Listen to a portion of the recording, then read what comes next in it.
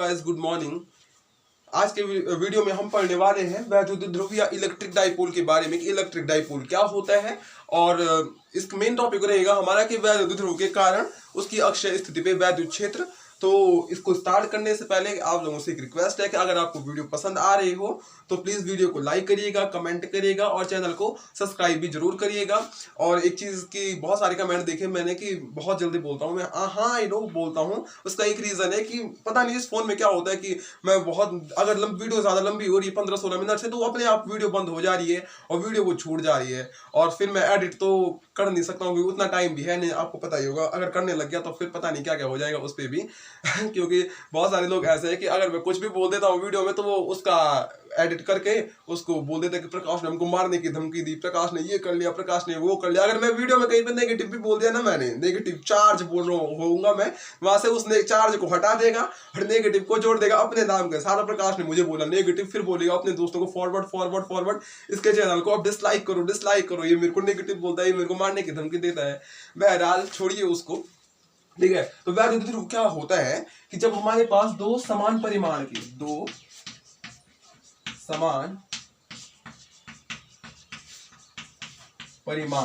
ठीक है, दो समान परिमाण के विपरीत आवेश, दो समान परिमाण के जब हमारे पास विपरीत आवेश एक दूसरे से अल्पतम दूरी पर स्थित होते हैं, एक दूसरे से अल्पतम दूरी पे स्थित होते हैं, तो उसे हम वैद्युत द्विध्रुव कहते हैं। उसे हम क्या कहते हैं? वैद्युत द्विध्रुव कहते हैं। जब हमारे पास दो समान परिमाण के विपरीत आवेश, अब समझ रहे होंगे आपकी समान परिमाण या मैग्नीट्यूड क्या होता है, ठीक है। समान परिमाण का मतलब क्या होता है कि उनमें जो उनका जो मात्रा है वो क्या है? समान है। सपोज 5 कूलम का है तो दूसरा भी 5 कूलम का होगा। सपोज मैं बोलता हूँ कि मैं 2 किलो चीनी ले लेंगे तो उसमें उसका 2 किलो क्या है, उसमें वो उसका परिमाण है, ठीक है। आपको समझ में आ रहा होगा कि परिमाण क्या होता है। और अविपरीत आवेश बोला है तो आवेश मैंने आपको पहली वीडियो में ही बताया था कि आवेश दो प्रकार के होते हैं, धनावेश और ऋणावेश, ठीक है। तो जब विपरीत बोल रहा है तो एक धनावेश होगा और एक ऋणावेश होगा, ठीक है। इतना तो मतलब बहुत ही सिंपल बात है, ठीक है, क्योंकि आवेश दो ही होते हैं। विपरीत बोल रहा है तो दोनों के दोनों होंगे, उसमें एक समान, एक धनावेश होगा और एक ऋणावेश होगा।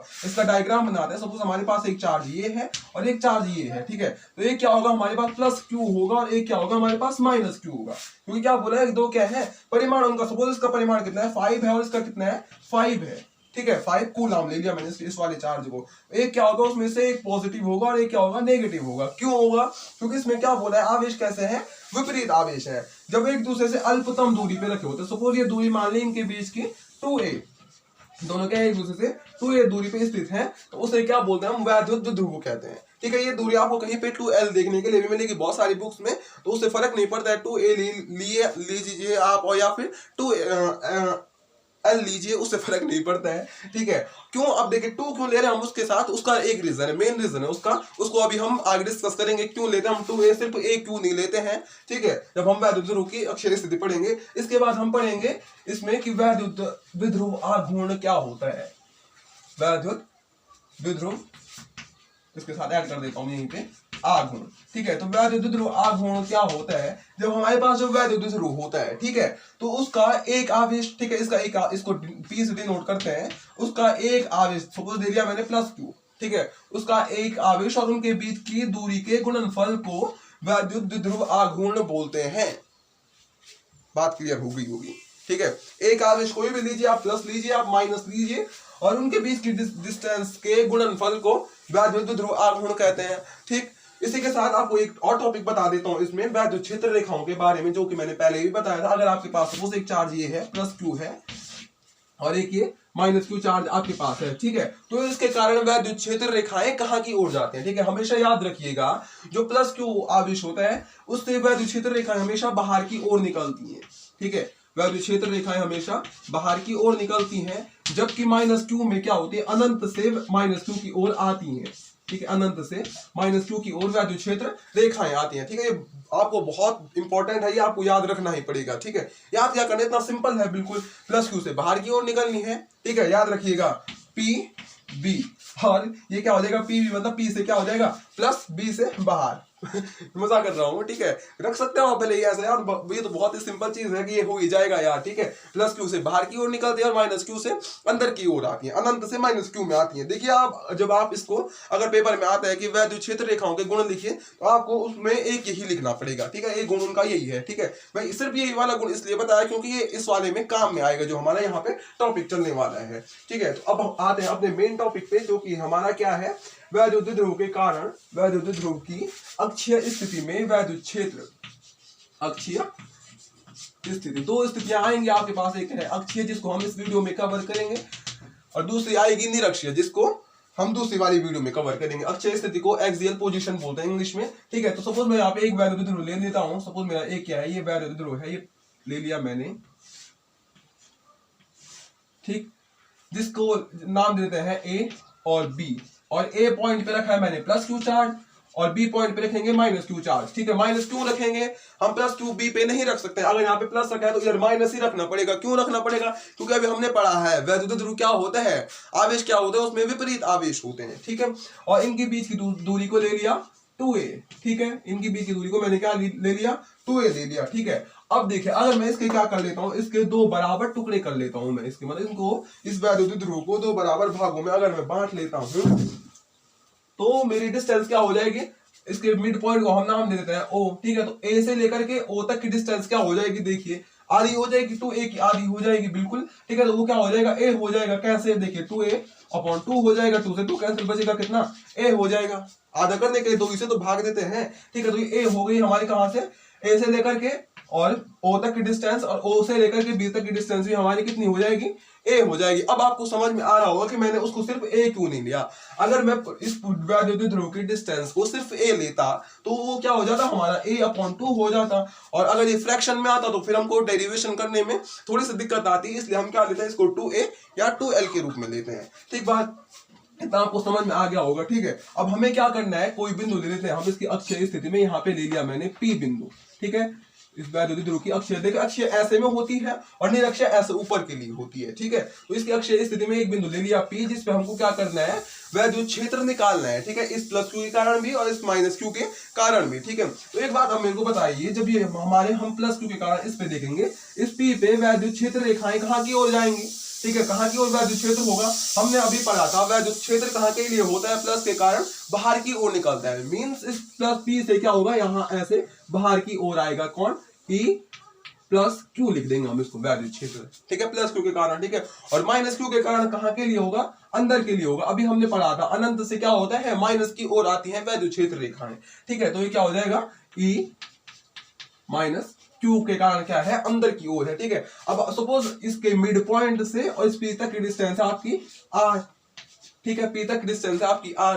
तो आपकी डिस्टेंस मेरे को बताइए, अगर देखो हमको इसकी डिस्टेंस निकालनी पड़ेगी, ठीक है, माइनस क्यू से लेकर के P तक की डिस्टेंस और प्लस क्यू से लेकर के P तक की डिस्टेंस। तो सपोज मैं आपको पूछता हूँ, ये प्लस क्यू जो हमारा है, इससे लेकर के P तक की डिस्टेंस हमारी कितनी हो जाएगी, कितनी हो जाएगी, देखिए, ठीक है, बड़ा ही सिंपल है, और यहीं पे बच्चे घूम जाते हैं कि कितनी होगी डिस्टेंस, ठीक है। देखिए हमको क्या करना है, इतनी तो हमको दे ही रखी है, O से लेकर के P तक की डिस्टेंस हमको दे रखी है, हमको सिर्फ क्या निकालनी है, इसमें इतना और ऐड कर दो, और इतना हमको पता है, इतना क्या है, ये A है, ठीक है, दिख रहा है ना आपको। P से लेकर के O तक की डिस्टेंस कितनी है, R है, और O से लेकर के A तक की डिस्टेंस कितनी है, स्मॉल है, ठीक है। तो मुझे यहां से लेकर के यहां तक आना है, तो इन दोनों को मैं ऐड कर लूंगा, ठीक बात। तो ये क्या हो जाएगा हमारा स्मॉल r प्लस A हो जाएगा, ठीक है। तो ये हो जाएगी हमारी प्लस क्यू से लेकर के या फिर A से लेकर के P तक की डिस्टेंस, ठीक है। मैं इसको क्यों लिख रहा हूं, क्योंकि हमको अभी ये डेरिवेशन में काम आने वाली है, ये डिस्टेंस बहुत इंपॉर्टेंट है।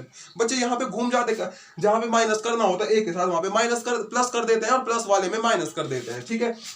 O से लेकर के हमारा क्या है, माइनस क्यू चार्ज है, तो हम माइनस क्यू से लेकर के P तक की डिस्टेंस निकालेंगे, ठीक है। तो माइनस क्यू से लेकर के P तक की डिस्टेंस कितनी होगी, अब आपको दिख रहा होगा, यहां से लेकर के देखिए हम, ये तो पूरी डिस्टेंस O से मिड पॉइंट से O तक की डिस्टेंस कितनी है आपकी, R है, ठीक है। और इस R में से अगर मैं इतना हटा देता हूं, इसका जो आधा भाग है इसको मैं हटा दूंगा, तो बचेगा क्या मेरे पास, इतना ही तो बचेगा, ये आगे वाली डिस्टेंस, ठीक है। और इतना कितना, जब मैं इसको इतना हटाना है तो वो कितना, पूरी डिस्टेंस तो क्या होगी मेरी स्मॉल r, और इतनी डिस्टेंस क्या है मेरी A, तो इसको माइनस कर दीजिए, आपकी वो वाली डिस्टेंस निकल जाएगी, ठीक बात। इतना आपको समझ में आ गया होगा, आई होप। अब हम निकाल रहे हैं, ठीक है। पहले क्या करेंगे हम, प्लस क्यू के कारण पी बिंदु पर वैद्युत क्षेत्र।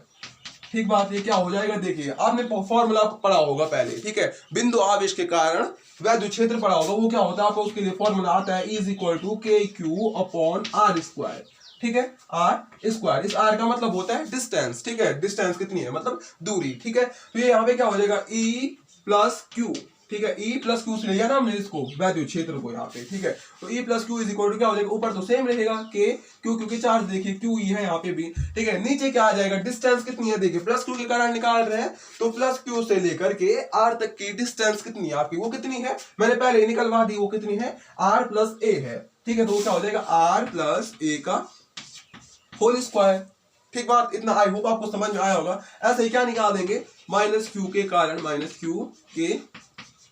कारण P बिंदु पर वैद्युत क्षेत्र, जो क्या हो जाएगा, देखिए E -Q से लिया है इसको, देखिए -Q से लिया है इस E - Q = ऊपर आ जाएगा KQ अपॉन, अब देखिए डिस्टेंस कितनी है, B से -Q यहाँ पे आपका B पॉइंट पे और P यहाँ पे है, तो इनके बीच की डिस्टेंस कितनी है आपकी, वो है आपकी यहाँ पे, देखिए पहले ही निकाल दी थी हमने R - A, ठीक है। तो क्या हो जाएगा R - A का होल स्क्वायर।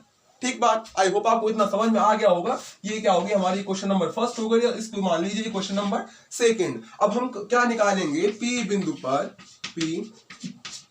पर परिणामी वैद्युत क्षेत्र। अब परिणामी वैद्युत क्षेत्र निकालने के लिए मैं क्या करूंगा, जो परिणामी वैद्युत क्षेत्र इस P पे निकलेगा, उसके लिए मैं क्या करूंगा, इन दोनों समीकरणों में से जो बड़ी समीकरण होगी उसमें से मैं छोटी वाली को घटा दूंगा, ठीक है। अब मेन पॉइंट यहीं पे फंसता है बच्चों का कि इनमें से बड़ी कौन सी है, बच्चे समझ ही नहीं पाते हैं कि बड़ी समीकरण कौन सी है। ओके, मैं आपको एक ट्रिक देता हूँ। ट्रिक क्या मतलब, आपने पढ़ा होगा 9-10 में पढ़ा होगा, जिसने फ्रैक्शन को ढंग से पढ़ा होगा, ठीक है। जब आपने पढ़ा होगा जब भिन्नों का हर समान होता है, ठीक है, जब भिन्नों की हर समान होती है तो उस कंडीशन में जिस भिन्न का अंश बड़ा होता है वो भिन्न बड़ी होती है, जिस भिन्न का अंश छोटा होता है वो भिन्न छोटी होती है। ये तो सिंपल बात है, ठीक है। तो इसका ऑपोजिट करते हैं हम किस में, जब हमारा क्या हो, हर समान हो। देखिए इसमें क्या है, हमारे अंश समान है, ठीक है। तो जब हमारे क्या हो, इसमें अंश समान हो, ठीक है।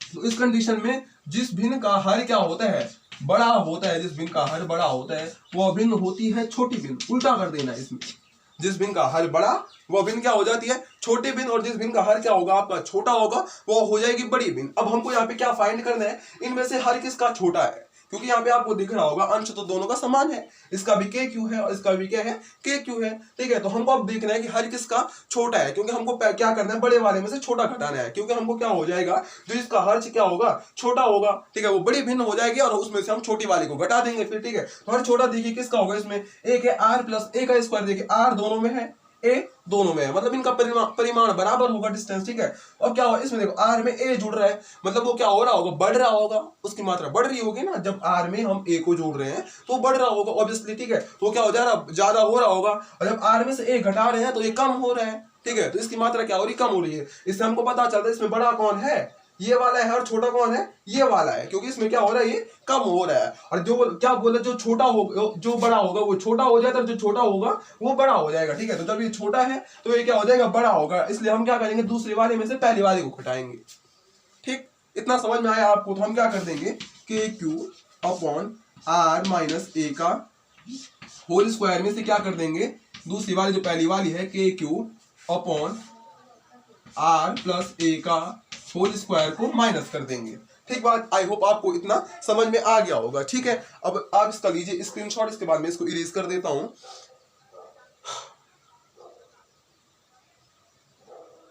ठीक, इसको मिटा देता हूं अब।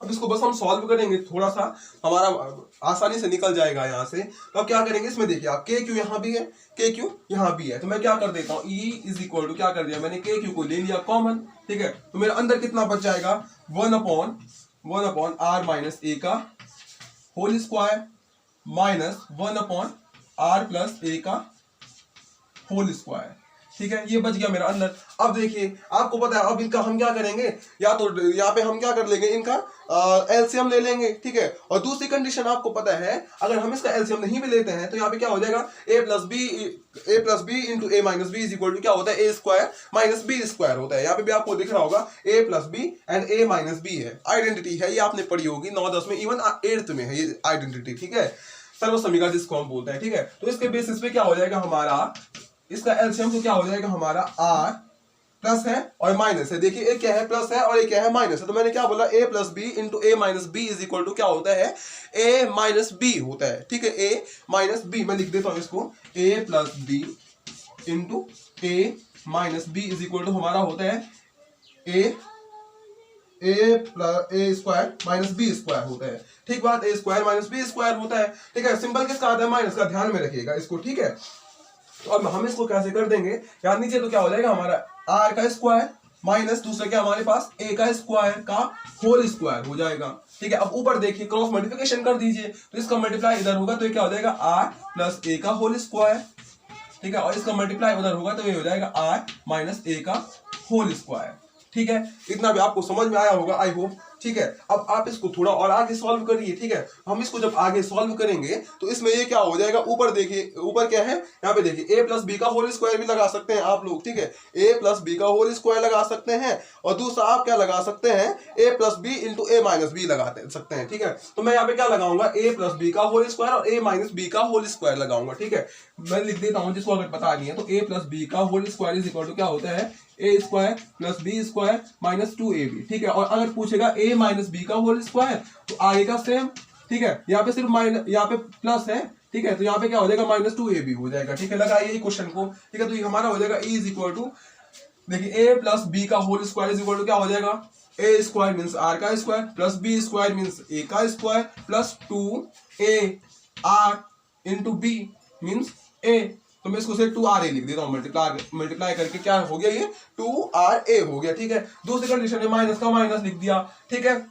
अब क्या बोला, माइनस को बाहर लिख दिया, a माइनस बी का होल स्क्वायर, तो a माइनस बी के होल स्क्वायर में क्या होता है, a स्क्वायर मीन्स r का square, a square plus b square means a का square minus 2ab means r a हो जाएगा ये, ठीक है। आई होप आपको यहाँ पे समझ में आया होगा। अपॉन क्या हो जाएगा, अपॉन अब इसको रहने दीजिए फिलहाल, R square minus A square का होल स्क्वायर रहने दीजिए इसको, ठीक है। दूसरी कंडीशन में हम क्या कर देते हैं, इसके ब्रैकेट को खोल देते हैं, तो ये क्या हो जाएगा हमारा R square plus A square plus 2ra, इसका मल्टीप्लाई करेंगे अंदर तो क्या जाएगा माइनस आर स्क्वायर, ठीक है, प्लस माइनस का minus A square minus minus का प्लस 2ra हो जाएगा, सारे के upon R square minus A square का होल स्क्वायर, ठीक बात। अब देखिए ये प्लस का आर है, ये माइनस का आर है, इससे ये वाला कैंसिल हो गया, ठीक है। ये प्लस का ए स्क्वायर है और ये माइनस का ए स्क्वायर है, इसको इससे भी ये वाला कैंसिल हो गया। हमारे पास क्या बचा ऊपर, 2ra ये बचा और 2ra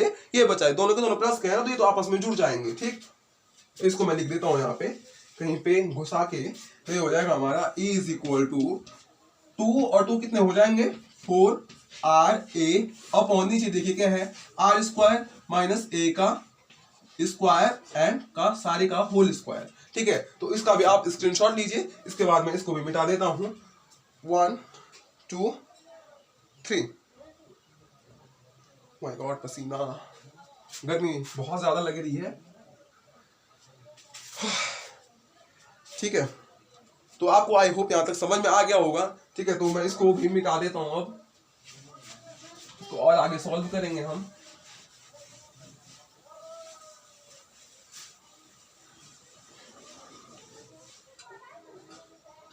चौका भी, ठीक है। अब देखिए, अब इसमें क्या करते हैं हम, अगर हमारा क्या है ए स्क्वायर, हम क्या मान लेते हैं, माना ए स्क्वायर क्या है, आर से बहुत छोटा है। मैंने क्या बोला, ए क्या है हमारा, आर से छोटा है। मैं क्या बोला, माना आर इज ग्रेटर देन ए, ठीक है। तो उस कंडीशन में क्या करते हैं हम, ए को नगण्य मान लेते हैं, ए को नगण्य मानने पर नगण्य मानेंगे, इसको मतलब हम ए को छोड़ देंगे यहाँ से, तो हमारा क्या बन जाएगा formula, E is equal to 4ra upon R square. अब देखिए आर स्क्वायर का होल स्क्वायर हो जाएगा, क्योंकि हमने स्क्वायर को यहाँ पे छोड़ दिया, ठीक है, क्योंकि हमने क्या बोला ए क्या है हमारा आर से बहुत ज्यादा छोटा है। और देखिए छोड़ेंगे हम उसी कंडीशन में जब हम जोड़ या घटाना कर रहे होंगे, अगर इनके बीच में डिवाइड का सिंबल होगा तो उस कंडीशन में हम उसको नहीं छोड़ पाते हैं, ठीक है, उस कंडीशन में हमको उसको सॉल्व भी करना पड़ेगा, ठीक है। तो यहाँ पे क्या था हमारा ए बहुत छोटा माना, इसलिए हमने उसको छोड़ दिया। अब इसको और सॉल्व करते हैं तो इज इक्वल टू क्या हो जाएगा हमारा 4 अपॉन आर, दो आर का क्या हो जाएगा, आर की पावर कितनी हो जाएगी 4 हो जाएगी, ठीक है। अब आर की पावर ये 4 हो गई, तो इसमें से हम क्या कर सकते हैं, एक आर को ऊपर से काट सकते हैं। ओ इसमें हमने के क्यू छोड़ दिया शायद पीछे से, तो आप इसके साथ के क्यू भी लगाइएगा पीछे से, शायद के क्यू छूट गया, के क्यू कोई बात नहीं, इतना चलता है, ठीक है। तो के क्यू इसमें छूट गया, वीडियो को दोबारा भी नहीं कर सकते हैं क्योंकि बहुत लंबी हो चुकी है, शायद तीसरी चौथी बार नहीं 5वीं 6वीं बार बन रही है वीडियो, तो दोबारा नहीं बना सकते, बस के क्यू लगाना आपको इसके साथ में, क्योंकि के क्यू को तो सॉल्व भी नहीं करना है कुछ, इसीलिए वो छूट गया बीच में, क्योंकि के क्यू को सॉल्व किया नहीं बीच में, हम उसको आगे वाले को कर रहे थे। तो आप इसके साथ सबके आगे के क्यू लगाते चलिएगा, ठीक है। अब मैं क्या कर लूंगा, इसको आर की पावर 4 हो गई, अब क्या हो जाएगा, आर से क्या हो जाएगा, ऊपर का एक आर कैंसिल हो सकता है हमारा, ठीक है। तो मैंने क्या बोला, हमारे इस एक आर से यहाँ पे आर कितने हैं, आर की पावर 4 का मतलब क्या होता है, R into R into R into R, 4 बार आर। इस एक आर से मैं क्या कर दूंगा, इस ऊपर के एक आर को काट दूंगा, तो मेरा क्या हो जाएगा, इज इक्वल टू के क्यूब इंटू 4 ए हो जाएगा अपॉन आर की पावर नीचे बच जाएगी 3, ठीक है, क्योंकि इसमें से क्या हो गया, ऊपर का एक आर कट गया, ठीक है। अब मुझे थोड़ा सा मैं इसको अपना एक फॉर्मूला लगाने के लिए मैं क्या कर देता हूँ, यहाँ पे इस 4 को मैं तोड़ के लिख देता हूँ, ठीक है। इसको कैसे तोड़ सकता हूँ, मैं 4 को 2 इंटू 2 में तोड़ सकता हूँ, और एक 2 को मैं इसमें से इसके सीधे बाहर ले आता हूँ, 2k इंटू 2a, ठीक है, अपॉन आर क्यूब लिया है मैं इसको, 2a मैंने क्यों किया होगा इसको, क्योंकि अभी हमने वैद्युत ध्रुव आघूर्ण का फॉर्मूला पढ़ा था ऊपर, ठीक है, जिससे मैंने आपको क्या बताया था, P इज इक्वल टू क्या होता है, P इज इक्वल टू होता है Q इंटू 2a, ठीक है। अब ये फॉर्मूला आपको मैंने बताया है ऊपर, ठीक है। तो ये यहाँ से क्या हो जाएगा, P इज इक्वल टू होता है Q इंटू 2a, इसीलिए मैंने क्या कर दिया इसको यहाँ इतना देखिए, अब इतने पे ध्यान दीजिए, Q इंटू 2a वाली कंडीशन मेरी यहाँ भी आ गई है, ठीक है। तो मैं अब इसको भी क्या लिख सकता हूँ, मैं लिखूंगा यहाँ पे, क्योंकि P is equal to Q टूटती जावे Q इंटू 2a होता है। सो इस कंडीशन में क्या हो जाएगा हमारा, E is equal to 2k, अब इसको देखो, Q इंटू 2a को मैं क्या लिख सकता हूँ, P लिख सकता हूँ, देखिए Q इंटू 2a को मैं क्या लिख दूंगा यहाँ पे, P अपॉन R का होल क्यूब हो जाएगा, ठीक है। इतनी आपको समझ में आई होगी बात, ठीक है। ये क्या हो गया, 2kp अपॉन R का होल क्यूब हो गया, और यही हमारा फाइनल आंसर आता है किसके लिए, अक्षीय स्थिति के लिए, ठीक। तो आई होप आपको ये समझ में आया होगा, इसका ले लीजिए आप स्क्रीनशॉट, बस आपको ये फॉर्मूला याद रखना, देखिए बड़ा ही सिंपल है, ठीक है। पहली कंडीशन में अगर मैं इसको रिवाइज करा दूं, हमने क्या किया, इसको थोड़ा सा उसमें सिर्फ चित्र बनाना आना चाहिए, उसके बाद उसका एक +q के कारण वैद्युत क्षेत्र निकाल दीजिए, -q के कारण वैद्युत क्षेत्र निकाल दीजिए, उसमें आइडेंटिटी लगा दीजिए, उसके बाद परिणामी निकालिए, उसमें बड़ा और छोटा देखना आना चाहिए कि कौन सा समीकरण हमारी बड़ी है, कौन सी हमारी छोटी है, उसके बाद परिणामी निकल जाएगा आपका। परिणामी निकलने के बाद आपको उसमें आइडेंटिटी लगा दीजिए, 2 ही आइडेंटिटी हमारी उसमें लगी है, उसके बाद उसको सॉल्व करिएगा। हाँ, इसके क्यू को जरूर जहां जहां पे छोटा होगा वहां पे आई थिंक 1-2 ही स्टेप में छूटा है, वहां पे आप लगा दीजिएगा, क्योंकि उसको सॉल्व नहीं किया हमने बीच में, तो इसलिए वो लिखते लिखते में छूट गया, नो प्रॉब्लम, ठीक है। तो आपको ये फाइनल फॉर्मूला आ गया। तो आपको वीडियो अच्छी लगेगी तो प्लीज वीडियो को लाइक करिएगा, कमेंट करिएगा और चैनल को सब्सक्राइब जरूर करिएगा, क्योंकि हम अभी इसमें दूसरे वाली वीडियो में निरक्षीय स्थिति के बारे में बात करने वाले हैं और निरक्षीय स्थिति के लिए डेरिवेशन करने वाले हैं। इसी के साथ थैंक यू।